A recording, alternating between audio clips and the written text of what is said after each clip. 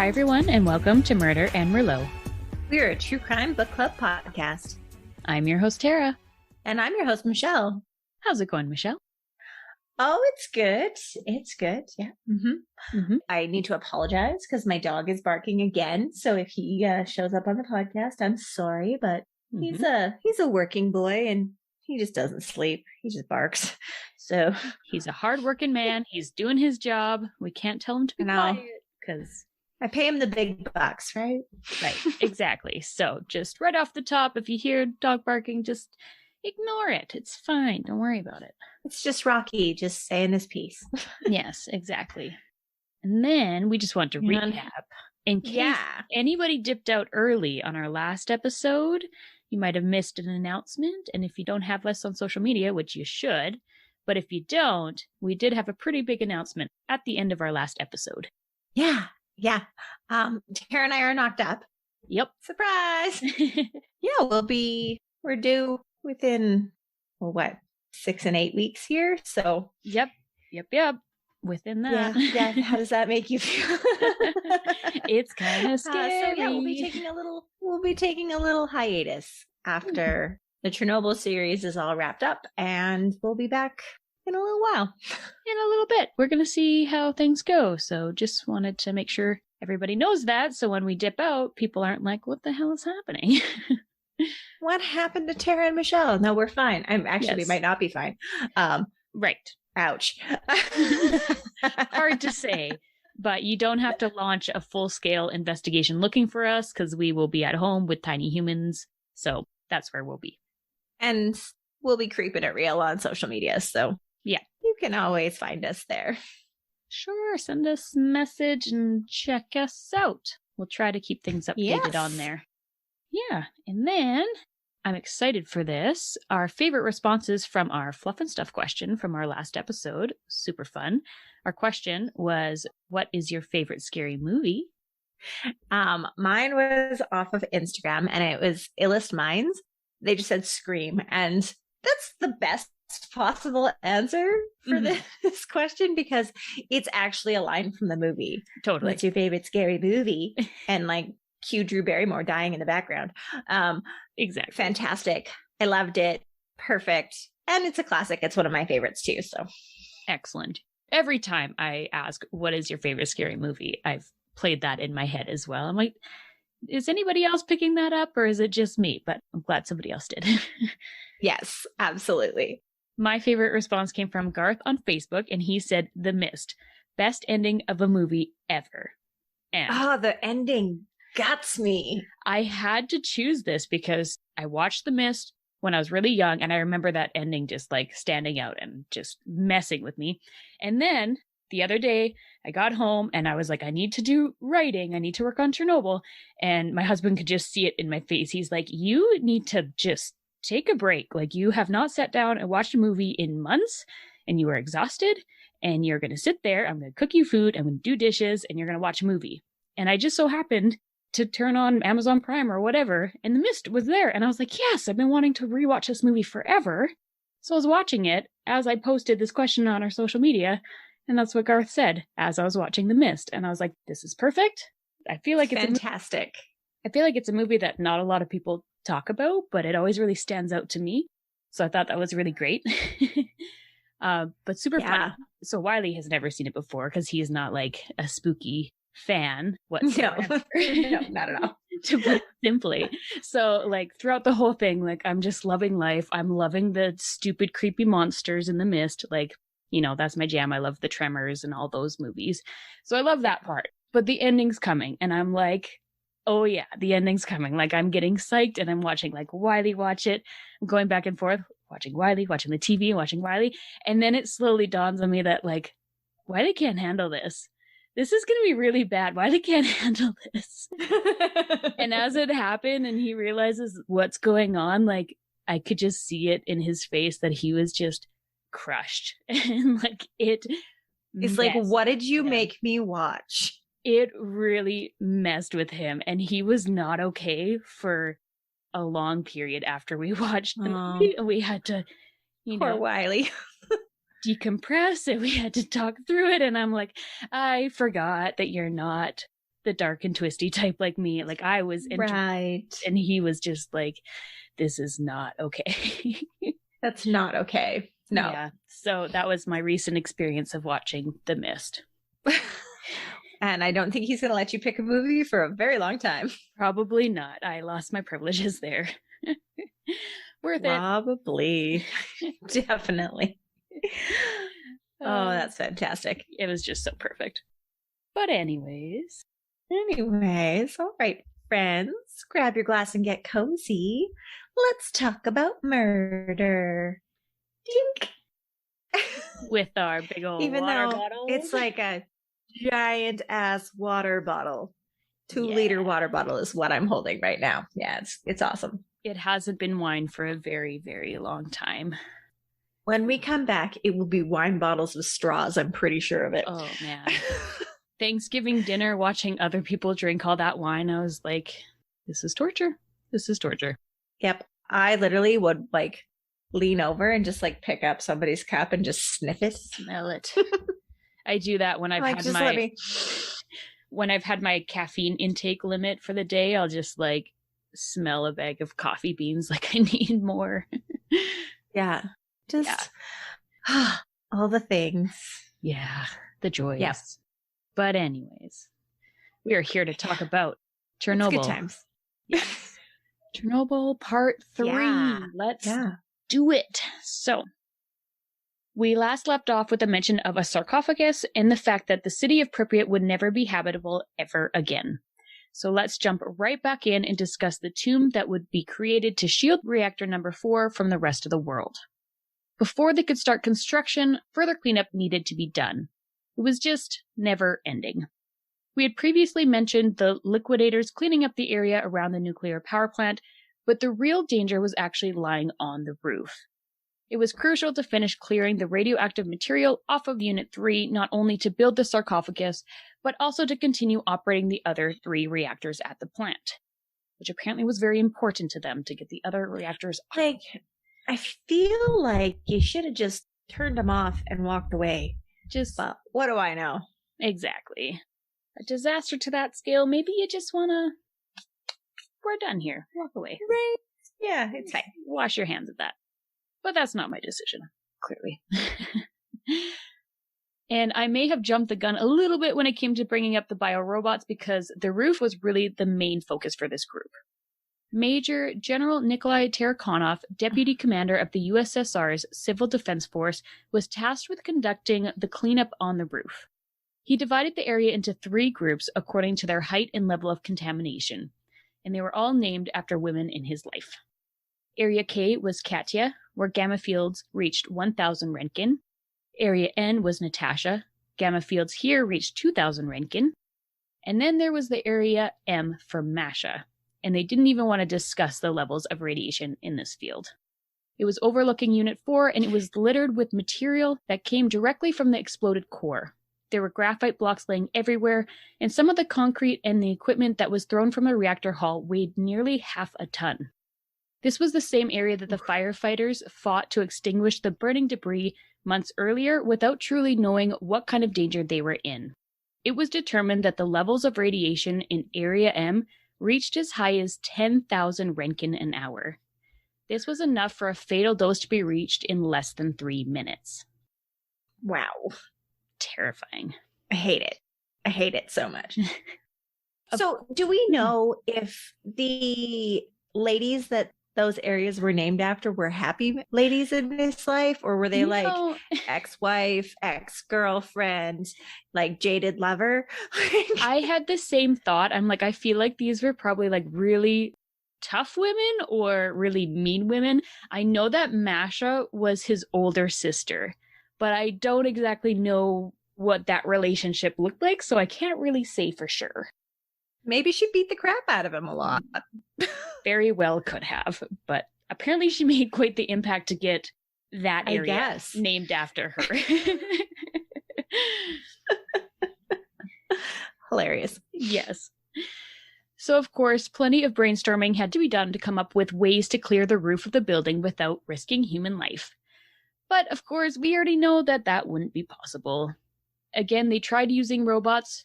the real kind of robots, not the living, breathing bio kind, but those specifically designed to handle radioactive material. Even these could not operate in the intense conditions. So we're seeing this time and time again. Try the robots, they die. It just doesn't work, unfortunately. Ugh, yeah. Their electronics were quickly scrambled from the radiation. The wheels would get stuck up in the bitumen, and they would get caught up in the field of mangled machinery and debris. There was also an idea of blotting the rooftop using large mats soaked in glue. These rags would be lowered onto the roof, allowed to dry, and then the crane would lift the mats and the materials attached away, and then they would be destroyed. And this actually could have worked quite well, but permission for this operation was denied, as the cranes were reserved to construct the sarcophagus and they could not be spared. Which is too bad. I kind of want to see what that would have looked like if that would have helped. I was going to say, that's like a big arts and crafts project. It does, or like the claw game, you know? You gotta... Yeah. It's kind of like that. A lot of glue. But with a lot of glue. Where would you get that much glue? Wow. I don't know. It's USSR. They seem to find places like 10,000 buses and stuff. True. They do have this capability of just sourcing things out of nothing. Yes. So that leads us back to square one again. Biorobots seem to be the only solution for this problem. At least this time, compared to the firefighters before them, the men were given slightly better protective equipment to wear. They strapped on knee-length lead aprons and used the material to cover their chest, back of their heads, spines, groin, and feet. Around their faces were green canvas hoods with heavy respirators and goggles. It had a real apocalyptic vibe to it. They were super spooky looking and would be a pretty good. It would be a pretty badass Halloween costume though, in case anybody's looking for ideas. Just saying. True. Yes. I probably wouldn't answer my door for you. That's fair. That is fair. But at least you'd be wearing a mask. Just saying. True. It works in this day and age. Anyways, with all of that protective equipment, which I'm sure was not light or easy to move in, it helped reduce radiation exposure by 1/3. So that does help a bit, but when you're dealing with 10,000 Rankine an hour, it's still incredibly dangerous. So the most important factor for the biorobots would be their speed. Each man was given a specific task, and they only had 3 minutes to complete it, as this would keep their estimated dose under the regulation of 25 rem. Yikes. Mm-hmm. Worst relay race ever. Just saying. Right? 10 out of 10 would not want to participate. Ugh. Yes. In order to make the men most efficient, General Tarakanov built a full-scale mock-up of the roof using aerial photos and fake materials that represented the graphite blocks, fuel assemblies, and anything else that either needed to be removed or would be an obstacle for them. Once on the roof, they would know exactly where they needed to go and what their objective was. Clumsy with their awkward attire, they would take turns running onto the roof, scooping up radioactive waste, and flinging it back into the open reactor core. Each man was only supposed to go up one time, but many would return to sacrifice themselves over and over again. It took 12 days and 3,828 men to complete the task. Each heroic man was eventually given a printed certificate, a small cash bonus, was decontaminated, and then was sent home. Ugh. Probably should throw a bottle of vodka in there as well. Right? Like, small cash bonus. Here's a printed certificate. Thanks for, probably dying for us. Here's a piece of paper and a couple rubles. Get lost. Right? Bye. Bye-bye. And I'm sure they were happy to go. Right? Once the cleanup was complete, technicians from the Ministry of Energy were able to begin working on the remaining RBMK reactors to ensure they would be safely operational again.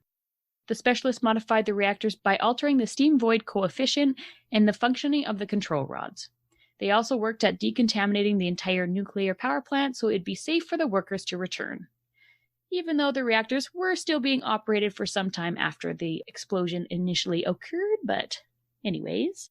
Regardless, once the roof was clear of radioactive material and the modifications to the RBMK reactors were complete, the Chernobyl nuclear power plant was operational again on October 1st, 1986. It's crazy. Why? So while this was all underway, plans to construct the sarcophagus had been taking place as well. Architects, engineers, and construction troops brainstormed ways to contain the radioactive mess for good, but simply burying it in crushed stone or drowning it in concrete would not do the trick. Although it was tempting to completely seal it off from the atmosphere, the contaminants inside actually required ventilation for cooling purposes. Otherwise, there would be a risk of a new chain reaction happening all over again.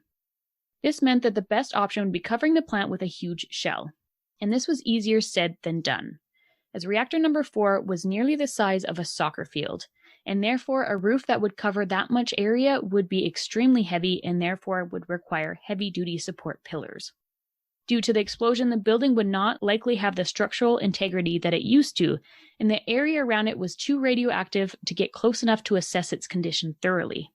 They also had significant time restraints, as Gorbachev gave them a deadline of less than 4 months to complete the project. Oh, Gorby. Oh, Gorby.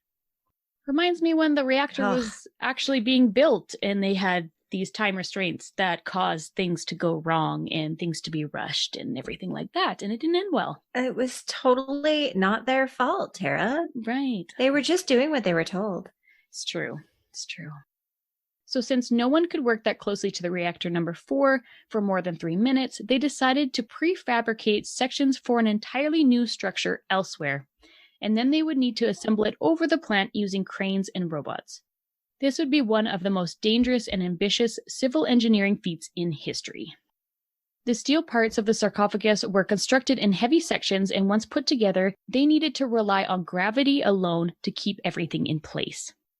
One piece, nicknamed the Mammoth, was a 70-meter-long beam that weighed almost 180 tons. And when it was being moved to the construction site, the trailers designed to carry it could only drive 4 kilometers an hour. Ooh, speed demons. Just imagine, that's massive. So big. This was the largest and most important beam for the foundation of the building, but it had to be rested on top of a mess of wreckage and broken concrete. Obviously, this was not ideal, but they did not have a lot of other options. Assembly went ahead, and almost all of it had to be done without blueprints, but only aerial photos to rely on, as measurements of the ruins could not be safely collected. Eventually, they did come up with a solution, however, and they used a crane carrying a 20-ton lead cabin that could fit 4 men inside. The crane would then swing the men over the reactor safely for them to survey the area. Which kind of sounds fun. I don't know, who gets pegged to be the guy that has to swing over on the crane? Yeah. I think there's are they you're physically fit, you're not right. Too chubby. you can swing. Sure. You can swing. I think a lot of people just got voluntold what to do. I think, I know they did, but yes. Yeah. This was definitely beneficial, but it still did not provide enough information about the foundation for the Mammoth, so the chief engineer of the ship, Lev Bocharov, decided he needed to go in and assess the situation with his own eyes. So he did, as fast as he could, and even though he was exposed to great amounts of radiation, he now had a more concrete plan. No pun intended. Because he was going to improvise a concrete platform on top of the debris that was strong enough to hold the entire weight of the Mammoth. On November 1st, the beam was set into place, and the rest of the sarcophagus could be assembled around it. The new building was equipped with a ventilation system, radiation and temperature monitoring devices, and a sprinkler system that could spray the ruins with a neutron-absorbing solution as soon as any reactions may start up again. By November 30th, the enormous concrete and steel structure was complete, which was just 7 months and 4 days after the first explosion occurred at the Chernobyl nuclear power plant. The relief that many felt was immense, I am sure. I'm sure. I feel relief, and this happened years ago. And I'm like, phew. 35 years ago. Yeah. We're good now. We're good. Everything's fine. It's the same. It's totally all right. But of course, the cleanup and the construction had put many lives in danger. Dr. Angelina Gaskova announced that a total of 31 men and women were now dead as a direct result of the disaster. This is still considered to be the final death toll of the explosion to this day. but we'll talk about that more later, because I'm not sure if I we agree will. with that. I have some feelings about that, so yeah. Mm-hmm. Yeah, we'll come back to it. Bone marrow transplants were proving to be not effective, as only one patient that had received the treatment would survive. Against all odds, however, one person that did survive the brutal ARS was Anatoly Diatlov. Even though he absorbed a total dose of approximately 550 rem, he was released from hospital in November. But he wasn't a free man for long, because shortly after he returned to Kiev, he was arrested and placed in pretrial detention. Yeah, so what's worse? You die or you wind up shot by the KGB because you caused a giant nuclear reaction that exploded. Neither are great options, I'm going to say. No, neither's good. I don't think... Either way, you die. Can I opt out? So, this brings us to the true crime aspect of the case. The investigation and the trial. For all of you sitting there waiting for the true crime. You know what? I actually had a lot of people tell me they were really excited for us to cover this. Nice. Even though it's not our typical true crime. So, well, you know what? I'm having a lot of fun with it, so I'm glad to hear that. Yeah. Yeah. So, to my surprise, the investigation actually started almost immediately after the explosion occurred on April 26, 1986, despite many efforts to keep this situation a secret. Sergei Yankovsky was the chief investigator of the prosecutor's office of the Kiev region and was assigned to investigate. Upon arriving on the scene with his boss, many officials tried to send them away as the situation was being dealt with. But with many Soviet bigwigs and the KGB in town, and reports of many men in hospital with radiation sickness, they knew something wasn't right. At 6 a.m., they officially decided to open a case and press charges. The top-secret classified investigation had two focuses: a criminal inquiry and a special investigation within the state's closed military and nuclear installations. At the same time, Legazov was launching his technical and scientific inquiry. Many were quick to assume that the accident was entirely due to operator error, but RBMK experts analyzed the data from the control room the night of the explosion and concluded that there were a multitude of contributing factors. One of the specialists even recalled that 2 years prior at a meeting of the Reactor Design Bureau, someone had suggested that it was, in fact, possible for a reactor to explode as the control rods would displace water from the bottom of the core and cause a sudden spike of reactivity. The theory at the time was dismissed as it seemed too improbable to worry about. Oh yeah, don't worry about that. Yeah. It won't happen. Minor issue. It's not going to happen. Right. So right away, the cause of the explosion was determined to be an unruly and uncontrollable power surge in the reactor. Now all they had to do was find the scapegoats to blame it on. Unsurprisingly, two of the scapegoats that were decided on were the operators in the control room 4 that night, which was Leonid Toptanov and Alexander Akimov. Conveniently, these two could not prove otherwise, as they had both died from their radiation exposure, so they could not defend themselves. The investigators and the KGB continued making their rounds, interviewing operators and engineers, even those that were dying in hospital. When Brekhanov was interviewed back at the station, he essentially tried throwing Fomin under the bus, saying that he trusted him and thought it was only an electrical test that they were performing. But, actually, they were attempting to perform the safety test that you chose to ignore right from the beginning, so don't try to shift the blame here, man. Yeah, dude. You were definitely have some responsibility in here. Wow, that was really good English. Did you hear that? That's okay. That's how I'm speaking tonight as well. Whatever. It's fine. You guys know what we mean. You should be used to it by now. Sometimes we can't speak. Right? It's fine. Most of the time. Not just some of the time. Thankfully, he wasn't fooling any of the detectives, and right away, arrangements were being made to have him removed as the director. On July 3rd, Gorbachev asked for the government commission's final report on the cause of the disaster. Boris Sherbina presented the report. Quote, "The accident was a result of several violations of the maintenance schedule by the operating staff and also of serious design flaws in the reactor. But these causes are not on the same scale. The Commission believes that the thing that triggered the accident was mistakes made by the operating personnel." End quote. Turbina did go on to admit that the flaws in the RBMK's design and construction were extensive and they were not up to safety standards, and that plans to build more should be scrapped. Which is fair. Maybe don't build any more of those. Yeah, just don't. Like, this is bad. Yeah. Don't do it again. Right? Simple. But this made Gorbachev angry, as this incident would affect his image to the rest of the world when he was trying to make changes and be more transparent. But how could he do so when he wasn't even being given accurate information? Now his name would be tarnished, and he would be blamed for attempting a cover-up. Poor Gorby. Poor Gorby. I feel so bad for him. I really don't. Yeah. It's so hard. It's like, if you're actually trying to do things better, that's great. But it's really hard to trust anybody in the Soviet Union.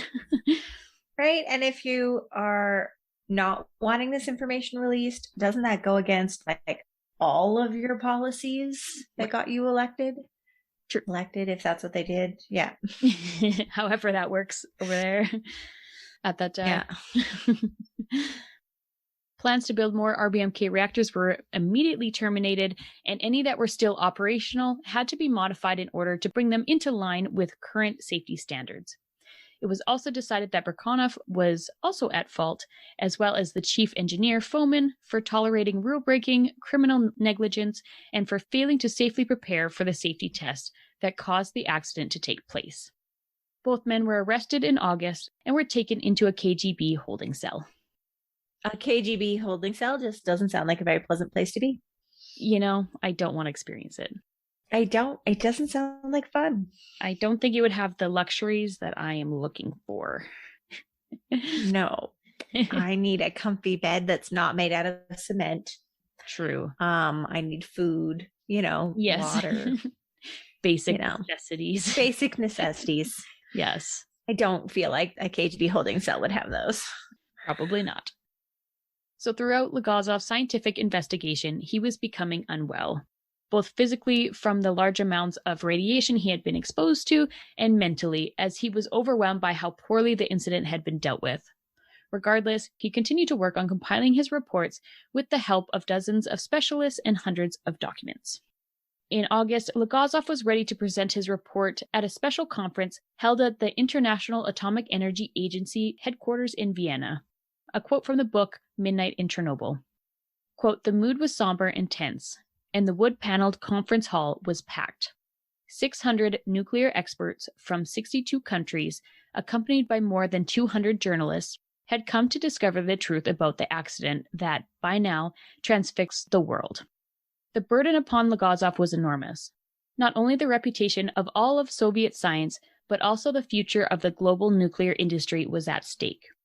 The disaster suggested that the USSR's technicians could not be trusted to build or operate their own reactors, and that the technology itself was so intrinsically hazardous that even in the West, nuclear power stations should be shut down or phased out." End quote. Legazov presented for 5 straight hours and then sat for several more hours answering questions. Everyone was impressed by the apparent honesty of the Soviet scientist and were satisfied that the health and the safety consequences were within acceptable limits. However, Legazov would later admit that he did not lie in Vienna, but he did not exactly tell the whole truth. Yeah. Yeah. Which is disappointing, because, I was kind of rooting for Legazov to, be different. I know, me too, the whole time. I know. But I'm sure if he did speak the entire truth, the KGB may have had some thoughts on that. May have been in trouble. I'm pretty sure he wouldn't get to speak again. Exactly. So, that's kind of fair. Mm-hmm. Speaking of the KGB, Brekhanov had remained in jail awaiting his impending trial throughout the winter of 1986. On January 20th, 1987, the investigators from the prosecutor's office filed their closing indictments, and 6 men were formally charged for the incident. This included Viktor Brekhanov, Nikolai Fomin, Anatoly Diatlov, Boris Rogozkin, chief of the night shift, Yuri Loshkin, the plant's nuclear safety inspector, and Alexander Kovalenko, head of the workshop, who had signed off on the test. Charges included breach in safety regulations resulting in loss of life and abuse of power. The trial was set to begin on March 18, 1987, but had to be postponed as Fomin remained too mentally unstable to take the stand and had actually attempted suicide while in prison. July 7th, 1987 was when the men would stand trial for causing the accident at the Chernobyl nuclear power plant. According to the Soviet law, a trial must be held within the same district where the alleged crime took place, but since it could not be held in Pripyat, they decided to move it to a mere 14 kilometers away in the actual town of Chernobyl. Not sure if that would be my first choice. Dumbest rule, right? Can you make the dumbest rule? Can you make an exception? Like the one time you can make an exception, I feel like should be this time. Somebody make a document, get everybody to sign it. We'll just move this to Kiev. Not in a radioactive hot zone. Wherever. Just how about not only 14 kilometers away from an exploded nuclear power plant? Just saying. Right? Just seems like bad news. But what do we know? What do we know? If you want to fry your brain, that's fine. All 6 men entered pleas of not guilty. Throughout the trial, Brekhanov remained composed and had accepted that decisions against him had already been made. Fomin was visibly upset as he was frowning and sweating the entire time, which is just a great image. Yeah, it's so nice. He placed blame for the accident on Diatlov and Akimov as he felt they deviated from the program. Diatlov was definitely the most confrontational out of all of the defendants. He was adamant that the operators were not to blame as they were not warned about the potential explosive reactor. He also claimed that he had not been present in the room during the crucial moments before the accident had taken place and had not given orders to trainees to lower the control rods by hand, though there were witnesses that said otherwise. And those trainees, by the way, had gone on to lose their lives over that. Yeah, he was really adamant that he was not there. Mm-hmm. He's like, I was in the pisser or whatever. Right. And everybody else was like, no, dude, you was there. No, we all saw you, and you continuously ordered people back to the reactor to put the control rods in because you could not accept. You were a belligerent asshole. Yeah. That's what all the people said that were there. That's what they say. It. I wasn't there, but people said. He remembers being in the bathroom, so. Right. So, whatever. So less than a month after the trial began, the final verdicts were delivered on July 29th. All 6 men were found guilty. Loshkin was sentenced to 2 years in prison. Kovalenko was given 3, Rogozin 5, and Brekhanov, Fomin, and Dyatlov each received the maximum sentence, 10 years confinement in a penal colony. Essentially, they were being sent away to a hard labor camp to work out their sentences, which I cannot imagine would be a nice place. No, it doesn't feel good. At the end of 1987, a new city was being constructed to once again house the workers of the Chernobyl nuclear power plant and to replace the city of Pripyat. Built about 40 kilometers northeast, it was built on contaminated land, though apparently the annual radiation exposure fell within official limits permitted for populations living near nuclear power plants, so it's fine. It's fine. Don't even worry about it. So broken. Just feel like we're repeating history here. Maybe do something different. Did we not learn anything? Anything at all? What's the definition of insanity again? Doing the same things over and over again and expecting a different result?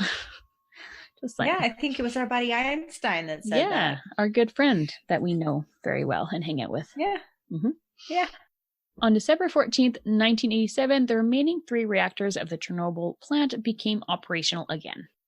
Meanwhile, Legazov was still focused on his studies of the reactors and the nuclear industry, to the point where it just about became an obsession. Even though his health was continuing to decline, he continued to make proposals to modify the structures of Soviet science, but these would constantly be ignored. People did not want to go against the status quo or have anything to do with ideas that may seem controversial. At one point, Legazov was selected to receive a Hero of Socialist Labor Award, but when the list of recipients were published, his name had been removed. Apparently, Gorbachev decided at the last minute that no one from the Kurchatov Institute should receive an award for actions containing a disaster that they helped participate in. The next day, after phoning the secretary from his home, he was found unconscious with a bottle of sleeping pills by his side. He would survive this attempted suicide, but on April 26, 1988, exactly 2 years after the disaster, Legazov hung himself in the stairwell of his family home. Oh, it just makes me so sad. I'm sad too. And they don't really talk about like Legazov's family, but he had a wife and he had kids, and and they were the ones that did found him. all of this work, and he did all of this work to try to make it better and to clean everything up, and then he gets repaid by being like, no, you don't get a hero award. Sorry, buddy. You have radiation sickness that's going to kill you, but here, let's let your family find you hanging in a stairwell. Yeah, exactly. He was the one person that really tried to put the truth out there, even though, he may not have told the whole truth all of the time, but going forward, he really did try to do his best to improve the world and keep this from happening again. Yeah. They're just like, nope, we're going to shun you. Everybody's going to think you're crazy and nobody's going to listen to you. We're going to deny every proposal that you put forward. And then he's like, well, what's the point then? It's very sad. Exactly. Poor guy. So those forced to evacuate their homes in Pripyat and the surrounding areas still remained in limbo, not knowing if they would ever be able to return. In May, after the initial explosion, citizens displaced by the disaster were given a one-off payment of 50 rubles, which I didn't do the math here, but I have a feeling that ain't gonna last you very long when your whole life has been uprooted and you are left in a new environment with none of your possessions. Yeah, probably not. Later, the government provided a further lump sum, giving each person 200 rubles. Still, people continued to ask, when do we get to go home? Which is totally fair. Oh, man. They got told, like, bring stuff for 3 days. You'll be back in 3 days. Yeah, not quite. No.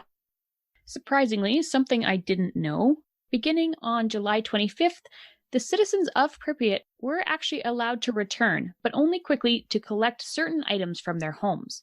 They were given strict guidelines as to what they could take, and each item had to be scanned for radiation. Anything that was higher than 0.1 milliröntgen an hour had to be left behind, no matter how much people pleaded or bribed. Many found their apartments had been looted, despite having alarm systems and patrolling officers. Fridges were found still filled with huge amounts of food that were now putrefied, as everyone had been preparing for the May Day celebrations right before they were evacuated. In the end, 29,496 people had returned momentarily to their homes to get one last look before leaving for good. I don't know. There's something about the putrefied. I hate that word. I know. I know. Food in the fridge that just like, ooh, I know. Oh, it makes it even worse. That's why I had to include it, because I'm just like, oh, that's horrible. It's like radioactive rotting food. Ooh. That's gross. You open your fridge and things start to move. You're like, okay, we're going to shut that and walk away. That didn't have legs when I left. Right. So. Oh, boy. It was now official that 116,000 residents from the exclusion zone needed to permanently resettle. This, of course, wouldn't be easy, as they needed to find new places to live and jobs to support their new lives. But they weren't given a warm welcome by their new neighbors either.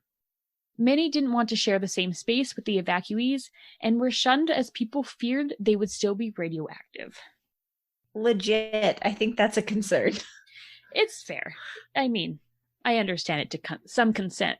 Oh my gosh, I can't talk. To some extent.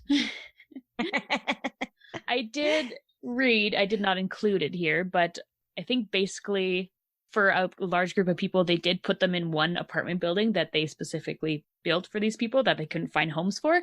And there was a large amount of radiation found within that apartment building later on. So it was like, okay, yeah, that's kind of fair. Right? Although radiation is not contagious, those that were exposed to the radiation could still be in danger. Dr. Robert Gale, the U.S. doctor that worked in Hospital 6, predicted that 75,000 people would die of cancer directly attributed to the disaster. Of course, the Soviet doctors and authorities would completely disagree and dismiss these claims. 2 weeks after Legazov's death, Soviet scientists spoke out about the medical consequences. They shared that 17.5 million people, including 2.5 million children under 7, had lived in the most contaminated areas as hotspots reached as far as 300 kilometers from the plant. Yet the official death toll was still only recorded as 31 people. The health minister went on to say that not a single case of injury to the public had been caused by the radiation, and that, quote, "We can still today be certain that there are no effects of the Chernobyl accident on human health," end quote.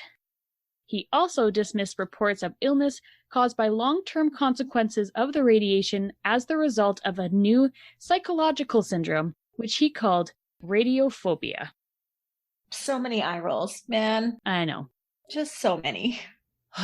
This bothers me. People are literally like sick and dying, and there's high rates of cancer, but it's because you're afraid of the radiation, not from the radiation itself. Yeah, that's totally real. Like, I know anxiety can have physical effects, but I don't think that's the case here. Thank you. It generally doesn't give you leukemia. Right. So frustrating. Mm-hmm. As for the Liquidators, for their heroic efforts, any that felt sick would be taken care of in a dedicated clinic in Kiev called the All-Union Radiation Medicine Research Center. But those that did fall ill found that the doctors were reluctant to connect their symptoms to radiation and dismissed it with, quote, "ordinary illness not related to ionizing radiation," end quote. Like, why? What is the purpose of that? Right. And I feel like if I went into the hospital for something and they're like, yes, this is normal illness, it is not related to an autoimmune disease caused by such and such, I'd be like, wait, why did you bring that up? Like, why are you specifically stating that part when normally you wouldn't say otherwise? You know, like, why did you even bring radiation into that? Exactly. Why wouldn't you just ignore it completely if it wasn't right? Just... Yeah, it's fishy. Yeah. Although the official, internationally recognized death toll is only 31 people, and the UN estimates that only 50 deaths can be directly attributed to the disaster, other estimates reach upwards of 200,000. 31? 50? 200,000. The range... It's just a broad range. It's a little broad, yep.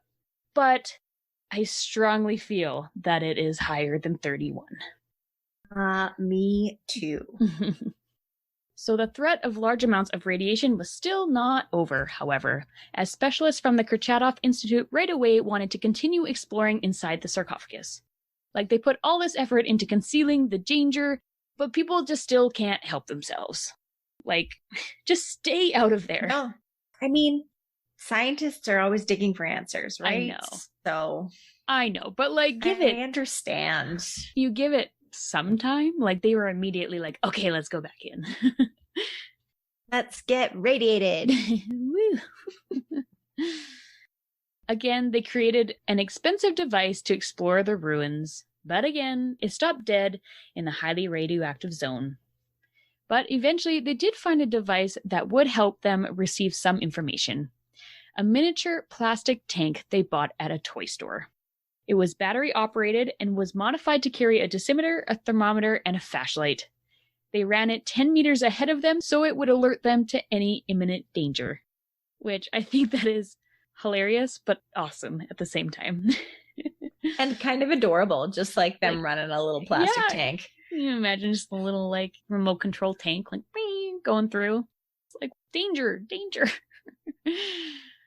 And also the fact that it was probably like $5 versus their very expensive robotic equipment they have tried over and over again that has cost like thousands and thousands of dollars, and it has not worked whatsoever. And this little robot's like, here we go, I got this. Watch me go. Follow me. Why? Why is that the thing that works? I don't know, but I'm just so happy about it. So now, being able to explore further, they were able to find strange new materials and radiation fields higher than anyone had witnessed before. One being a massive blob of an unknown substance that stood half as tall as a man and weighed as much as 2 tons. They called it the elephant's foot. Its surface was emitting 8,000 Roentgen an hour. Even though being in its presence for more than 5 minutes would lead to death, government commissions ordered further photographs and a full analysis of the material. The once molten radioactive lava had contained all the radionuclides found in nuclear fuel that somehow flowed into the corridor from the other rooms. Further investigations showed that the 2-ton mass was just a fraction of the radioactive lava that had flowed from the reactor into the basement. Some consider the mass to be the most toxic object in the world. Which is insane. Scary. It is so scary. Like, and seeing pictures of people like right next to it, you're like, don't do that. Get out of there. Just seeing pictures of it, in general, makes me uncomfortable. It's just ominous. Like, it's just a blob, but that is a scary blob. Right? Yeah, I didn't like it. Moving forward, on September 11th, 1991, Viktor Brekhanov was released from prison after serving only 5 of his 10-year sentence. He was let out for good behavior. Right away, he wanted to go back to work at the plant that he had built, but that didn't fly, so instead he started a new job at the Ministry's Body for International Trade in Kiev. Which, probably don't go back to that plant. I don't think it would be well received. Like, how do you wind up getting yourself a job, like a decent job in the government, right? Yes. After you've been in prison for fucking up so badly that the entire world was in jeopardy. Right. I don't know. It's international trade. At least it's not putting lives at risk. I guess, but like, still you rob a liquor store once in Canada and you can't get a good job afterwards. But you can like try to wipe out the whole world and you just work for like international trade in the USSR. They're just like, we'll find you something else. Don't worry. We got you. Yeah. Kovalenko and Rogozkin both petitioned for early release, which was granted, and they returned to work at the power plant. Loshkin had also been released, but died shortly after due to stomach cancer. Fomin never fully recovered from the shock of the accident and was transferred to a psychiatric hospital 2 years after his arrest. He was eventually released in 1990 and found work again at a nuclear power plant north of Moscow. I just don't also feel like I would go back to work in nuclear science. Especially when you're still that fragile from that incident. Like, right? If something went wrong, like, I feel like PTSD would kind of mess with your ability to make decisions in a moment that would require a quick decision. Yeah, I would definitely agree. I'm just saying, I don't know. It just seems a little concerning. Yeah. Dyatlov spent his time incarcerated, still trying to defend himself and the operators that worked with him. Which actually surprised me because in the beginning it seemed as though he tried to put the blame on everyone else, but now he was defending Toptanov and Akimov as they couldn't defend themselves. So, I appreciate that, Dyatlov. A little bit of a redemption arc there for him, so just a little boop on the scale, just a little one, because he's kind of a butthead sometimes. Right? Oh no. Now I call him a butthead and now I gotta talk about his death. I'm a bad person. Dyatlov continued to suffer radiation burns in October 1990 and was granted early release due to declining health. He died from cancer of the bone marrow in December 1995 at the age of 64. In 2008, Akimov, Toptanov, and 12 other plant staff were recognized for their heroic efforts on the night of April 26 and were awarded the Ukrainian Order for Courage. I find it very surprising that they didn't attribute Dyatlov's death to the Chernobyl incident, just saying, because he died from cancer of bone marrow, and he was in the control room. I feel like, I'm not a doctor, but I feel like that could be related. Right, maybe just like bump your number up to 32, you know? Come on. He was there, he was directly responsible, you know, and then he dies. The death toll should go up. I just don't. Right? Like, he never got over the radiation sickness. Like, throughout that whole time, he was suffering from burns in prison and everything like that. Like, it didn't go away. No. So after all of that, let's take a look at what happened to the Chernobyl nuclear power plant the the city of Pripyat and the surrounding area since the trial ended. So many may be surprised to find out that the remaining 3 reactors at the power plant continued to operate for many years after the explosion, as the Soviet Union could not afford to shut the plant down. Reactor number 2 was the first to be permanently shut down shortly after October 1991, when a fire broke out due to a faulty switch in a turbine. The fire began while the turbine was being idled for repairs. A faulty switch caused a surge of current to the generator, igniting insulating material on some electrical wiring. This led to hydrogen, used as a coolant in the generator, being leaked into the turbine hull, which apparently created the conditions for the fire to start in the roof and for one of the trusses supporting the roof to collapse. Even though the reactor was unaffected, due to the political climate, it was decided to shut down the reactor permanently after this incident. Wise. No shit. Wise decision. Like, why does it always got to be a fire or an explosion to actually, shut them down? Right? The next to shut down was reactor number 1 in November 1996, following pressure from foreign governments. The removal of its uncontaminated equipment is expected to be completed in 2022. In 2013, the pump lifting river water into the cooling reservoir adjacent to the facility was powered down and is expected to slowly evaporate. In April 2015, Units 1 through 3 entered the decommissioning phase. In 2017, a cyber attack against the power plant affected the radiation monitoring system and took down the power plant's official website, which hosts information about the incident and the area. This was part of a series of attacks mostly against Ukraine, known as the 2017 Pripyat cyber attacks. Reactor number 3 continued to operate until December 2000, and since then, the Chernobyl nuclear power plant has finally stopped producing energy. I know that was over 20 years ago, so it's not that recent, but it still seems way too recent to me. The fact that December 2000 is over 20 years ago just makes me feel a little sick to my stomach, actually. I know. I don't really... So, yeah. I don't like it. That's great. Mm-hmm. Yeah. A new steel containment structure named the new Safe Confinement was constructed to replace the aging and hastily built sarcophagus that protected reactor number 4. The project was delayed several times, but construction finally began in September 2010. It is a large arch-shaped structure made out of steel, 270 meters wide, 100 meters high, and 150 meters long to cover the old crumbling concrete dome that was used at the time. The structure was built in 2 segments, which were joined in August 2015. In November 2016, the completed arch was placed over the existing sarcophagus. This steel casing project was expected to cost $1.4 billion, and it was completed in 2017. Which is not that long ago. No, it really blows my mind. This is all recent stuff that they have been dealing with still. Yeah. So now you may be wondering, is that it, or are there still potential dangers at the Chernobyl nuclear power plant today?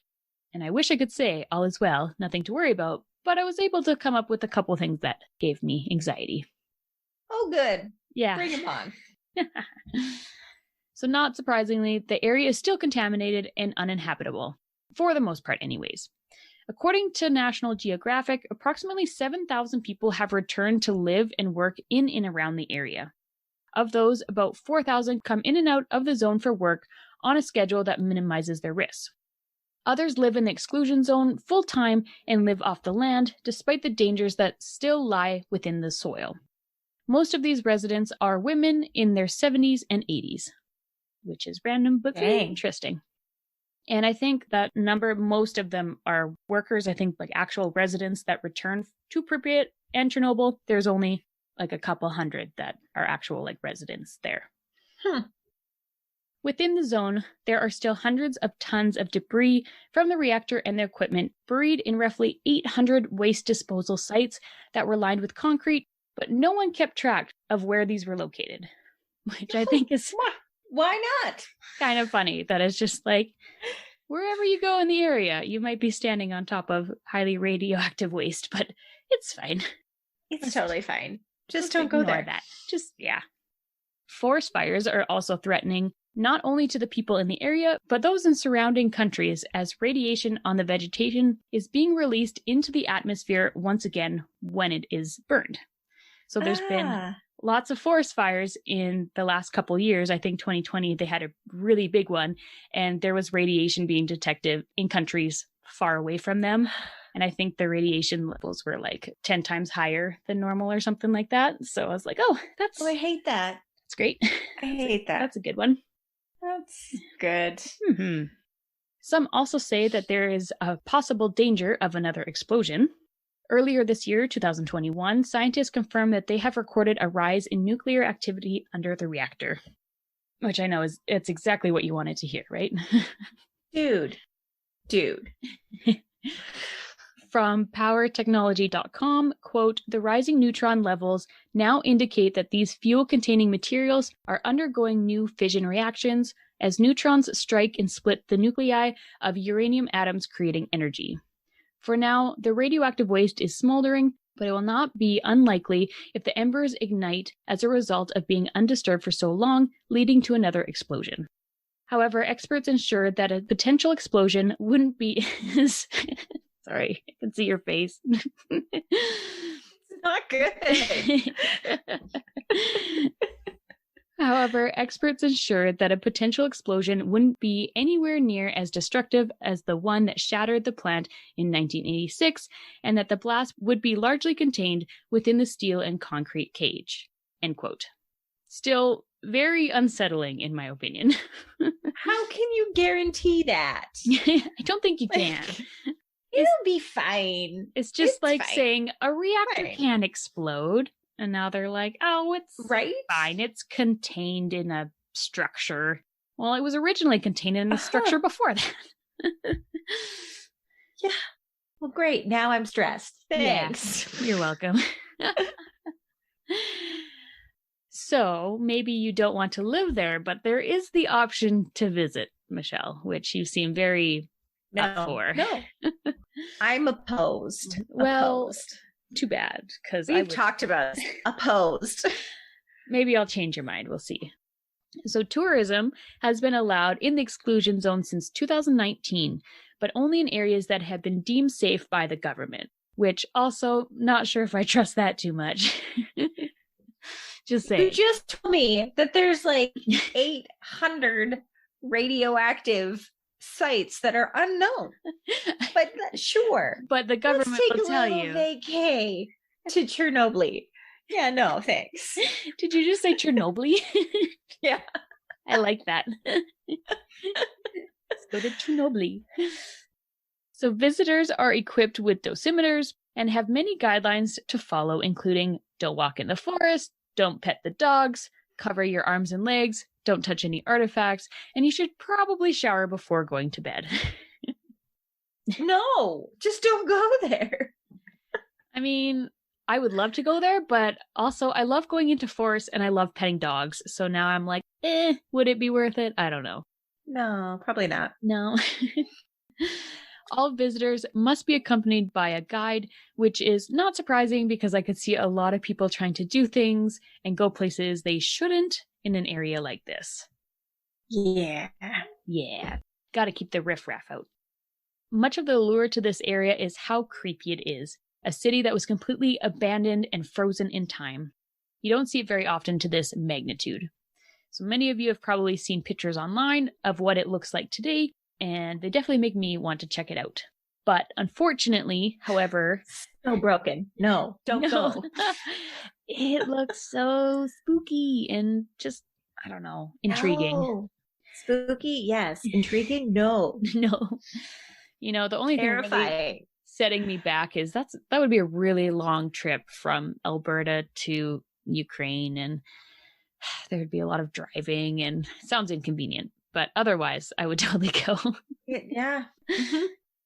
Unfortunately, however, the eerie photos of the exclusion zone may not always be 100% genuine. There have been reports of visitors observing photographers and other tourists moving around artifacts and repositioning furniture in order to create the perfect horror shot. Some people use the photos to make money off of people who love what's called ruin porn. which is basically a genre of photography that focuses on urban decay in the post-industrial world. Mostly abandoned and haunted-looking cities and buildings, which makes Chernobyl a perfect subject. Even though some tourists may mess with the artifacts, I'm sure it is still incredibly creepy though, and it would be a fascinating place to visit. One of the rules is don't touch the artifacts. I know, and they're all like, oh, but they're just like, let's just like tweak this a little. Right. Yeah. And I mean, if you look, their fingers fall off from radiation. Was it worth it? Can't even press the button on your camera anymore. Right. But if you look at some of the photos from Chernobyl, it's like, yeah, I don't think that's how it actually was. You know, like, no, there's some very staged photos, but it's like, yeah, definitely, I would agree. That's creepy. It looks really cool, but that's definitely staged. Yes. So let's move on to human deformities, because that's a fun subject. Great. Love that. Love that for us. Despite many claims that there have been no inherited or reproductive effects from the accident, other sources give very different reports. Quote, according to Chernobyl Children International, as of 2015, the events of 1986 continue to affect millions of people who live in the fallout zone today, and more than 1 million children live in areas that are still contaminated. In Ukraine, 6,000 children are born every year with genetic head defects. Every year, more than 3,000 Ukrainian children die from lack of medical attention.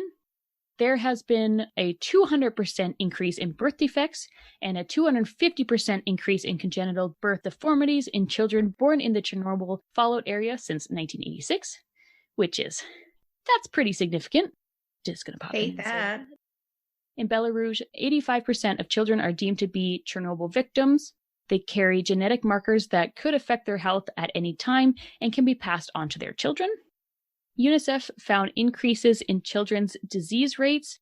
There has been a 38% increase in malignant tumors, a 43% increase in blood circulatory illnesses, and a 63% increase in bone, muscle, and connective tissue system disorders. End quote. So, that's a lot. Yeah. And I found this resource from a podcast called Other People's Lives on an episode titled, I Was Stolen at Birth to Cover Up Chernobyl. So, Other People's Lives. I don't know if anybody watches Joe Santagato, but I always have. And he has this podcast where he just talks to random people that have interesting life experiences. And so they talked to this woman who was, let's see, how do I explain this? When she was born, her parents were essentially told that we're going to take your baby and we're going to give it to an orphanage because it's going to die anyways. So then you don't have to deal with the trauma of your baby dying. We're just going to get rid of it for you. But a lot of those children didn't die, and now they're dispersed all around. Some of them do have deformities and all this stuff. And this went on for a very long time, and it's very crazy. So, what?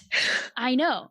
And so there is still this, the Chernobyl Children's International is still working with children like this to this day, and children that are still being born and are affected right now. Like, it's crazy. So that's insane. I know. So anyways, if you want to hear that story, go listen to Other People's Lives, because it blew my mind that's not really something that people talk about. I haven't heard anywhere else, but it was like a real life person telling her story of how she was taken at childbirth and given away. Wow. Right? That's terrible. It is terrible. Yeah. So very interesting. Next level terrible, actually. I know. Yeah. But no, there was no effects from the disaster whatsoever to children. They're totally fine, right? Mm-hmm. So that's not okay. As for animal deformities, there are also a lot of myths and facts that surround the topic. Farmers in the area observed a steep increase of birth defects in their livestock, which included piglets with malformed skulls and frog-like eyes, which sounds terrifying. Yeah, no, thank you. And calves born without legs, eyes, or heads. These claims were dismissed by the Cherkasov Institute as they claim the deformities came from the use of fertilizers and improper farming practices. Funny how both of those things suddenly became an issue after 1986. But okay. Yeah, okay. Crazy coincidence right there. Weird how those things happen. Mm-hmm. In October 1989, a newspaper reported that hundreds of tons of meat contaminated with radiation had been mixed into sausage and sold to consumers since the disaster had occurred. Of course, these claims were denied as well, although it is interesting that the workers of these meat plants had been paid a bonus to compensate them for their exposure to radiation. But I'm sure the meat is just totally fine to eat. You know, it's just coming pre-microwaved. It's fine. That's why you're picking up some radiation there. It's fine. It's fine. It's fine. The wildlife in the area have been affected as well, of course, though for the most part, the animals are actually doing pretty well. If you search for mutated Chernobyl animals on the internet, especially on TikTok, you will see all kinds of crazy deformities. However, most of the time, it's pretty apparent that these are not from Chernobyl whatsoever. It's actually very annoying when you try to research Chernobyl and then all these like stupid things pop up and it's like, that's a cow from India, like, or wherever. It's like, that's not happening there. Like, they don't have those animals there. No, but and like, we get freaking inside-out calves and two-headed calves and stuff here. So absolutely, like, it happens all over the world. Yeah. So it's basically people just pick images from online of deformed animals. They're like, it was Chernobyl. So yeah, it's kind of annoying. For the most part, any issues in wildlife as a result from the radiation include animals with smaller brains, cataracts, tumors, and sterility. But the exclusion zone has become somewhat of a sanctuary for wildlife as they are thriving without the presence of people. Some have even said that they have seen animals that haven't lived in the area for many years, now returning, such as wolves, elk, bears, and rare birds. Interesting. And I think I think it's really interesting that nature's just going to keep going, right? Like, animals aren't scared to be there. They don't know any different. Right. They probably can't reproduce properly, but I will get whatever. They're just living in this like perfect zone, I guess, that's uninhabited by humans. Right, exactly. And where there are no humans, animals tend to thrive a little bit more. So another fun argument that I had with my husband regarding nuclear power was about the giant catfish that can be found in Chernobyl's cooling pond. So there are giant catfish in Chernobyl. And Wiley says it's due to radiation, but I say it's due to having no human interference and no other predators. They're in a secluded pond. They have the food and everything else they need to survive, so they're going to grow bigger. And that happens all around the world. Ooze from Teenage Mutant Ninja Turtles that's in there. It's like, right, exactly. No, it's just because they aren't being exposed to predators. Exactly. And it's then not, they get to eat all the little fish.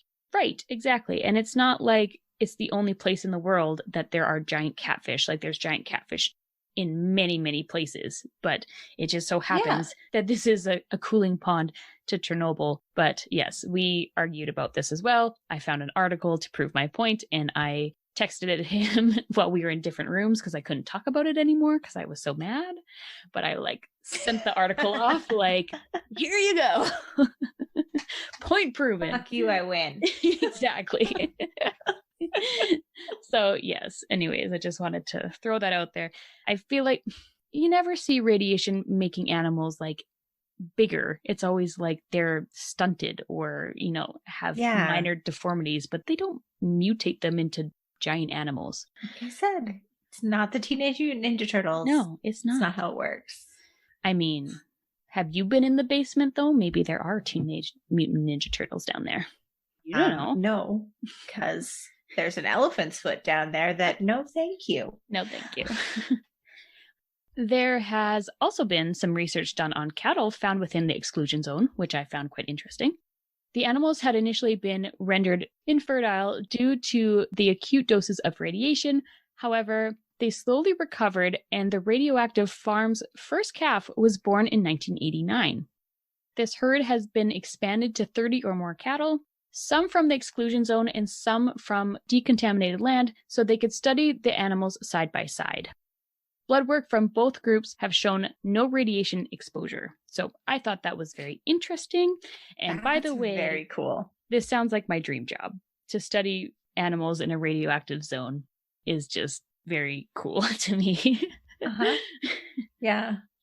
I would love to be the person looking at those blood smears, because that would be freaking awesome, but I don't want to do it there. Send them to me. Again, the traveling part is an issue for me. I don't want to have to go all the way there, and I don't want to move, but it would be very interesting to be like, yeah, my job is to study animals that are in a radioactive zone because of Chernobyl. Right. And you just FedEx me those blood samples and I will look at them, because that sounds cool. Yeah, very cool. All right. So, okay, fun part. We're going to talk about conspiracy theories, myths, urban legends, all that good stuff. And I have quite a few. So hold on to your butts. So, starting with Blackbird of Chernobyl. If you have heard the story of Mothman from West Virginia, the story of the Blackbird of Chernobyl may sound very familiar as well. Beginning in early April 1986, the people in and around the Chernobyl nuclear power plant began to experience a series of strange events revolving around sightings of a mysterious creature described as a large, dark, and mutated man with gigantic wings and piercing red eyes. People affected by this phenomenon experienced horrific nightmares, threatening phone calls, and first-hand encounters with the winged beast, which became known as the Blackbird of Chernobyl. Reports of these strange happenings continued to increase until the morning of April 26, 1986, when the explosion of reactor number 4 occurred. The workers who survived the initial blast and fire, but would later die of radiation poisoning, claim to have witnessed what has been described as a large black bird-like creature with a 20-foot wingspan, gliding through the swirling plumes of radiated smoke pouring from the reactor. No further sightings of the Blackbird of Chernobyl were reported after the Chernobyl disaster, leaving researchers to speculate just what haunted the workers of the plant during the days leading up to the disaster. Most commonly accepted theories suggest that the Blackbird of Chernobyl may have been the same creature spotted in Point Pleasant, West Virginia, leading up to the collapse of the Silver Bridge on December 15, 1968. Investigators have suggested that the appearance of this creature is an omen of disaster to come in the area in which it shows itself. The physical description of both the Blackbird of Chernobyl and Mothman are very similar, and reports of nightmares and threatening phone calls leading up to these disasters are shared in both cases. What the fuck? I love it so much. I'm a fan of Mothman. Yeah, no, he freaks me out. No, this is not okay. Not okay. No. Also, this is the only place that I see that survivors of Chernobyl have witnessed this, but according to this article, wherever it came from, the survivors say they saw it. Or actually, not the survivors, the ones that died of radiation sickness say they saw it. Maybe it affected their brains a little bit. It's not like we can go back and ask them, so... No. So I guess we just have to take this article's word for it, and this happened. Well, and everything you find on the internet is 100% accurate, right? 100%. I only use reliable sources. All right. Next up is alien cleanup. Apparently, aliens had a hand in the Chernobyl cleanup.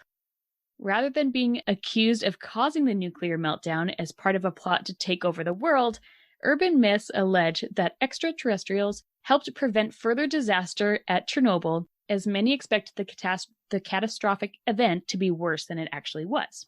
An eyewitness saw a fiery ball of light hovering for a few minutes above the exposed reactor on the night of the accident. This ball of light was also allegedly seen on September 16, 1989, when there was a further radiation leak from the unit at Chernobyl, which some imaginative narrators said come from aliens who were containing the radiation. Similar conspiracies surround the Fukushima disaster as well. Wow. Yeah. So basically, they're like, this is going to affect the whole universe. We need to help control this. Yeah. So did you read that on like the tabloids at the grocery store where they say that Elvis is alive? And Because that's what it sounds like. Love those tabloids. The National Enquirer. I was like, what is it called? I know, me too. I was like, it's right there, but I cannot think of it. Yes. Man, that was a highlight of grocery shopping with my mom as a kid, was like, what is that going to say today? Right? Who's going to be on the cover today and right? What? Yes. And I was always like, is it about aliens? Because I hope it's about aliens. Now I'm like, I don't want to talk about aliens. I don't want to talk about aliens. So yeah, that was a thing. Wow. Okay. Mm-hmm. Next is Chernobyl linked to HIV-like condition. The Chernobyl disaster had a huge impact on East and Central Europe, both on the day-to-day lives of people in the region and on their health. The accident had been linked to an increase in thyroid cancers, amongst other forms of cancer in the area, but it has also been the target for fake medical stories. Rumors have spread that Chernobyl survivors and their families have some kind of contagious illness, Chernobyl HIV, that can be spread to others. The disaster coincided with the height of the panic and ignorance surrounding HIV, so the story receives some traction. The stigma impacts the local economy as companies are less inclined to invest in affected areas, and it also contributes to the isolation of those who have already been through something horrible. So, yeah. This is just a really sad one, I guess. Like, yeah. Like, why do you gotta spread those rumors? That's terrible. Right? HIV is bad enough on its own. Don't make it radioactive HIV. Oh, nope. That's the last thing we need right now.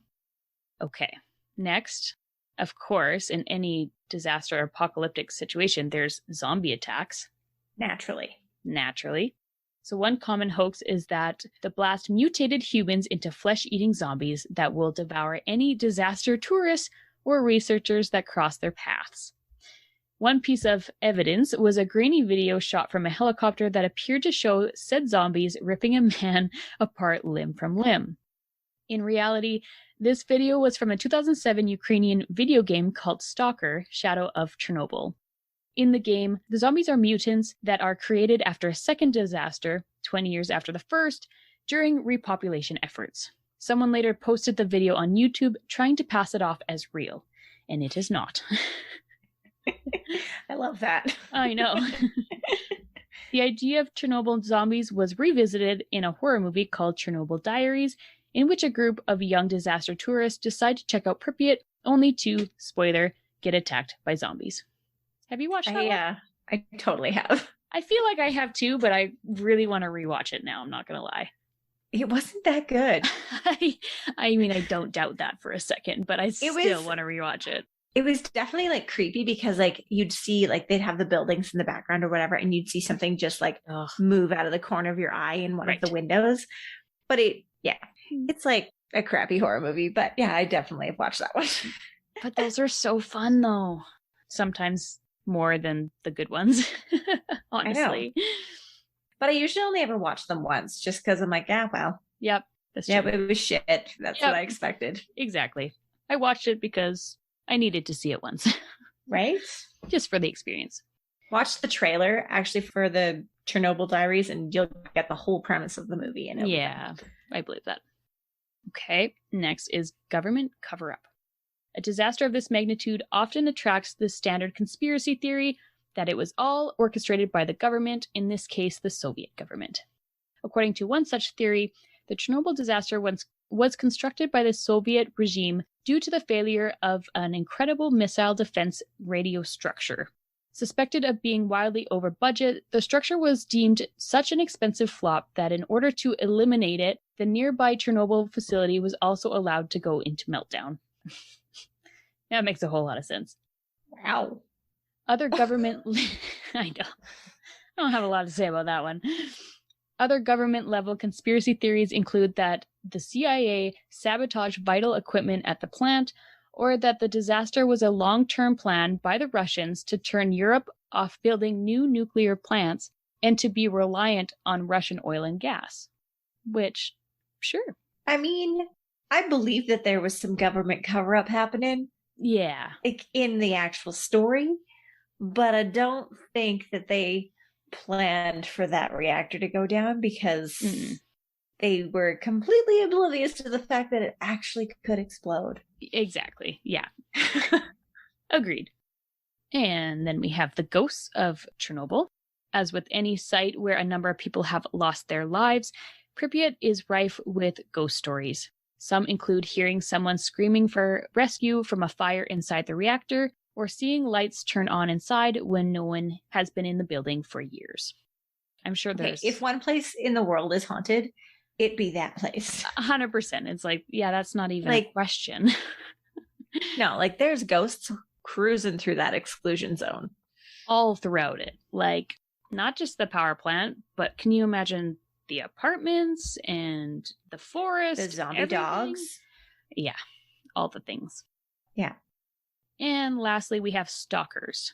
In 2014, Slate ran an extensive piece on a subcultural phenomenon known as stalkers. These young Russians and Ukrainians, almost all of whom are men, romanticize the apocalyptic environment of the exclusion zone and cordoned off area surrounding Chernobyl. They sneak in, explore buildings, sleep in ruins, and even bring dosimeters along to see how much radiation they expose themselves to on their journeys. Stalkers court danger by eating fruit that grows in the zone, while sharing tales of ancestors who lived and worked there when disaster struck. They dress in paramilitary gear and wear gas masks, balaclavas, and other such covers over their faces, which would be very creepy to see. Totally, but also if they are actually doing that, they're stupid. Like, no kidding. Like, I shouldn't have to say it, but don't do that. Like, just don't. Like, come on, people. People are strange sometimes. So, anyways, after all that, did I change your mind? You want to visit Chernobyl with me? Oh, no. Damn it. I will not. Oh, I thought I did hear. I was just recently, well, it wasn't too recently, but I found an article not too long ago that it was about a Ukrainian vodka company that is started making vodka in the exclusion zone. Yes, I did see something about that. Testing out like radioactive, not radioactive vodka, and they're marketing it that way. It's actually, once it's been distilled and stuff, it's not coming out radioactive, but they tried to get it licensed in the States, and the States was like, oh, hells no. I don't think so. It's going to be a no from us. Let's not, and say we did. Wow. That is like the most Ukrainian, like Russian vibe ever. Is just radioactive vodka. Just make some radioactive vodka. It'll be fine. Sounds fun. Oh my gosh, that's crazy. Yeah. I'll have to find the article again and actually like reread it. And totally. Whatever. But yeah. That's very interesting. So that is basically my coverage on Chernobyl. Do you have any closing or final thoughts on the case? I have lots of thoughts. Mm-hmm.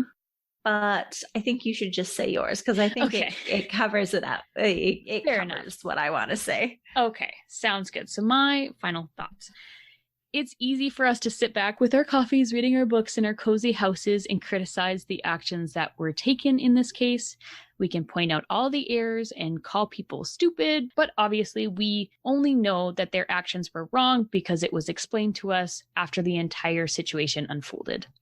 So a lot of decisions were made with the best knowledge they had available to them. However, a lot of decisions were made in order to hide the truth of what really happened, and that's where I have an issue with it. This resulted in harming hundreds of thousands of people unnecessarily, and I just want to end on the note of remembering the countless men and women that put their lives at risk for the health of others, because I think they are so often forgotten in this story, which after diving so deep into it is just crazy to me that it never occurred to me that all these people sacrificed themselves for this not to be a bigger disaster than what it actually was. So I just want to remember those heroes. Exactly. That's my thoughts too. Like we can sit here and criticize all we want, but in the end, this thing happened. A shitload of people died and a shitload of people sacrificed themselves for the good of the world. Mm-hmm. So let's remember them. Let's honor them and respect them and hopefully never have to live through something like this again. Absolutely. 100%. I think that is a good place to end our story for today. Yes. My sources for part 3 were powertechnology.com, theatlantic.com, businessinsider.com, chernobylinternational.com. These last ones were obviously the last part of my myths and stuff. Creepypasta, I did not actually use that for legitimate research, and ranker.com. Those were the fun ones at the end. Of course. Yes. So, how about some fluff and stuff? Please, the conspiracy theories and stuff were pretty fluffy. They were. But, let's have some fluff and stuff. This will be our last fluff and stuff question for a little while. So that's right. So a little bit different of a fluff and stuff question than what we usually do. But since we're both, having babies soon, we want to know, what genders do you think our baby Merlauters will be? So, and we want to preface this by saying that we don't know. No, we don't. Yeah. We both are leaving it to be a surprise. So tell us what you think. And Michelle, you go first. What do you think? I definitely think you're having a boy. I felt boy the whole way along. Excellent. Yep. I have that same feeling, but I also don't want to say that because I have no idea. So we will see. I know. It's so fun, isn't it? It kind of screws with your brain a little bit, especially at this point. You're like, I just want to know. I know. It's like something very exciting to look forward to anyways. But regardless, either way, I don't care. But it is very fun. Michelle, I think you're having a girl. That's what I have thought. Interesting. Would you agree? I don't know. I have feelings back and forth right now because I just don't know. But my son is adamant that it's a girl. Interesting. Like, if I'm like, but buddy, what if you get a brother? And he's like, no, I'm getting a sister. Interesting. I don't want a brother. That's funny. And Sarah goes back and forth. She's like, the more she listens to James say that he thinks it's a girl, she's more on like, oh yeah, I think it's a girl. And I'm like, okay, but we'll see. What if it's boy? Yeah. Most people are actually saying girl for me. Which is funny. That is funny. I'm like, I'm mentally preparing for a boy because if everybody else is thinking girl, I'm like, I need to have some boy names in my back pocket or something. I also think that's really interesting because with the other two, well, especially with Sarah, you were adamant, like you knew what you were having. So it's funny that you're so back and forth. Now we're in and with James, undecided. And I didn't find out with either of them, but Sarah, I was like 100%. 99% sure she was a girl. Like I felt girl the whole way through, and I was like, if she comes out a boy, like somebody gave me the wrong baby. Right. With James, waffled back, thinking back afterwards, like maybe I knew a little bit more than I let on because like I painted my toenails blue before I went into labor, and I, just had little boy-like things that I'd done. Right. But this one, I don't know. We don't know. We will find out. This one's the wild card. This is the tiebreaker, right? Yeah. It's very exciting. So, yes. I mean, by the time that we actually get to read everybody else's responses to this question, we will know for sure. But we're very excited to see what you guys think. Yeah. There's all the theories of looking at the belly and the, complexion, and there's hundreds of wives' tales. Are you carrying high or low? And I'm like, well, has anybody pendulumed your belly? There's been multiple people that have wanted to, but I have yet allowed them to. So it just never happened for my other two. And just on my birthday this year, my two girlfriends are like, hand me your wedding ring. We're hanging it in front of your belly to see what it is. Nice. And what did that say? Girl. There you go. So we will find out if it's accurate. We'll see. Soon enough. We'll report back. We will. There will be updates. Awesome. So make sure to answer our question as well. And obviously let us know what you think about the episode. You can email us at murdermerlot@gmail.com. Find us on Instagram at Murder Merlot Podcast, Facebook at Murder Merlot Podcast, and Twitter at Murder Merlot 1. You can listen to us on Apple Podcasts, Podbean, Spotify, and pretty much anywhere else you can find podcasts. We would love if you subscribed, and if you don't, you're dead to me. Yeah. And I just wanted to thank everybody for all of their well wishes and congratulations on our social media, because that was super sweet and we appreciated all of your responses. Yes. You guys are the best. Thank you so much. We're very excited, and it's so nice to see everybody else excited too. Yeah. Hi everyone, Tara here. Real quick, I realized while editing that Michelle and I had a baby brain moment and we did not mention our book club whatsoever, which is, a main part of our podcast. So I just wanted to put it out there. If you have read the book Midnight in Chernobyl by Adam Higginbotham, please come back and join us for our book club episode that will be out next. And also, if you have read the book, please tell us your thoughts, send in your feedback, answer our questions that are posted on social media. We would love to know your thoughts on the book as well, and we'll include your answers in the show. So again, please come back for our book club episode on Midnight in Chernobyl by Adam Higginbotham. Thank you. Yeah, so remember to drink wine. Because it's not good to keep things bottled up. Bye. Bye.